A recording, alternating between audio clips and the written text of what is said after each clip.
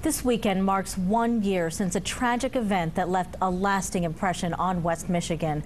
On July 7th, 2011, Roderick Dantzler went on a shooting rampage, killing his wife, Jennifer Herron, his daughter, Camry Herron, and Jennifer's parents, Rebecca and Thomas Herron.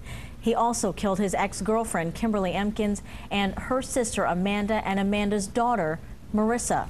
He then led police on a chase through downtown Grand Rapids and along highways before taking hostages and eventually killing himself.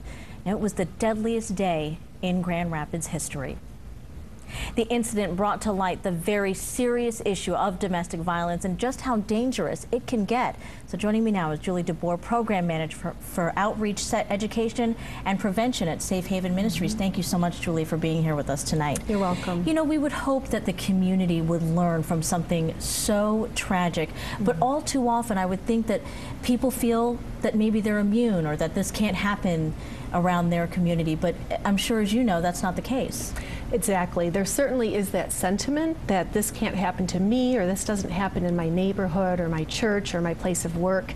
However, since the incident last July, we have seen, us and the YWCA have both seen a 50% increase in the number of calls that we're getting from women. So there has been a lot of awareness raised because of this. And while, of course, we don't want to know that so many people are out there going through something like that, it does show, though, that at least people are saying something and they're not afraid to come forward. But then on top of that, how do we prevent something like this from happening? How do we step in? If we see that somebody next to you is going through something like this, is going through some domestic violence situation, what do you do?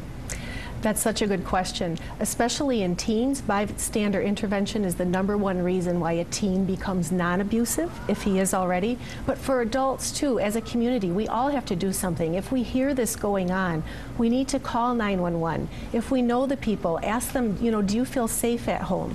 Do you need resources? Let them know that the Y is there, that Safe Haven is there to help them. And speaking about resources too, because I think a lot of times people are afraid to come forward, and I've even heard people being embarrassed to come forward.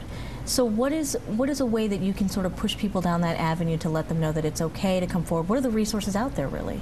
Well, first of all, that's because they tend to feel a lot of shame about this. They tend to think it's their fault, and they're in a lot of denial about what's going on, and they're being blamed for this. So in order to come forward, they have to know we're not going to blame them. We understand this.